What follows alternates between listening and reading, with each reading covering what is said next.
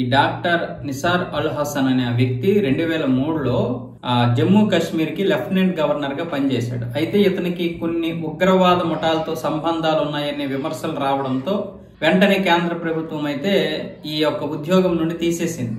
ఎందుకంటే ఆర్టికల్ 11 ప్రకారం ఆ ఉద్యోగం నుండి తీసేటటువంటి అధికారం ఉంటుంది ప్రభుత్వానికి. ఎప్పుడైతే లెఫ్టినెంట్ గవర్నర్ గా పీక్ పారేశారో తర్వాత ఇతన్ని అల్ ఫలాహ్ యూనివర్సిటీలో ప్రొఫెసర్ గా నియమించుకున్నారు మెడికల్ విభాగానికి.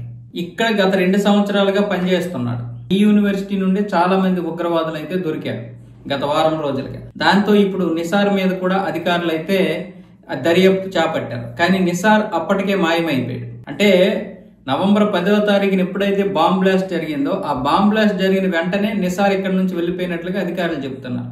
ఆ రోజు బాంబు దాడి జరిగిన తర్వాత నిన్న ఉదయమే వెళ్లారు అల్ ఫలాహ్ యూనివర్సిటీకి అధికారులు. ఉదయమే వెళ్తే అక్కడ నిసార్ లేడు. మొత్తం నిసార్ ఎక్కడ ఉంటాడని ఎంక్వైరీ చేస్తే ఆ ఇంటికి కూడా తాళాలు వేసి ఉన్నాయి. అంటే నిసార్ మిస్సింగ్ అయిపోయాడు. నిసార్ అల్ హసన్ ఎక్కడికి వెళ్ళాడు, ఏం చేస్తున్నాడు విషయం తెలియలేదు. ఈ అల్ ఫలాహ్ యూనివర్సిటీలో ఎంతో మంది ఉగ్రవాదులు కూడా ఇతడు తీర్చిదిద్దుంటాడు, వాళ్ళకి ట్రైనింగ్ ఇచ్చి ఉంటాడని అధికారులు అయితే అనుమానిస్తున్నారు. ఇప్పుడు ఈ మిస్సింగ్ చాలా పెద్ద సెన్సేషనల్ అయింది. ఇప్పుడు ఇతని గురించి ఇప్పుడు ఎంక్వైరీ చేస్తున్నారు. దేశం మొత్తం మీద కూడా అన్ని ఎయిర్పోర్ట్లకి, ఇంటర్నేషనల్ ఎయిర్పోర్ట్లకి, డొమెస్టిక్ ఎయిర్పోర్ట్లకి అయితే పేరునైతే పంపించడం జరిగింది. కానీ వీళ్ళకి ఒక పేరు ఉండదు కదా, వీళ్ళకి 100 పేర్లు ఉంటాయి. ఏ పేరు అని గుర్తుపడతారు? ఎన్ని ఫోటోలు రిలీజ్ చేసినా వీళ్ళకి మాత్రం పేర్లు ఎక్కువ ఉంటాయి. సపోర్ట్ చేసే వాళ్ళు ఉన్నారు. ఇప్పుడు గత 10 సంవత్సరాల నుంచి పరిస్థితులు మారాయి, కానీ ఎయిర్పోర్ట్లో కూడా వీళ్ళకి చాలా మంది సపోర్ట్ చేసే వాళ్ళు ఉన్నారు.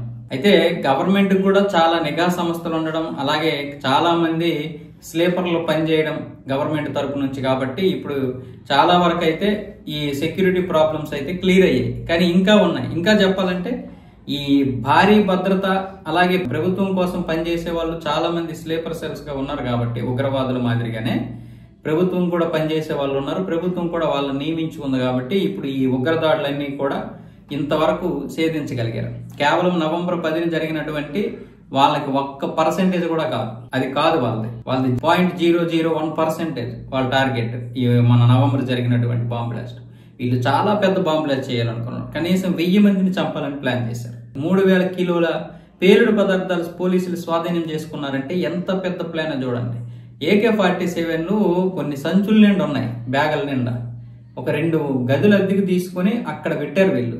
ఈ డాక్టర్ ముజమల్ షకీల్ 2 ఇల్లులు అద్దెకు తీసుకున్నాడట ఫరీదాబాద్ లో. ఇలాంటి దారుణమైనటువంటి పరిస్థితులు ప్లాన్ చేశారు. ఇప్పుడు ఈ నిసార్ ఎక్కడికి వెళ్ళిపోయాడో ఏంటనేది వెతుకుతున్నారు ఇంకా.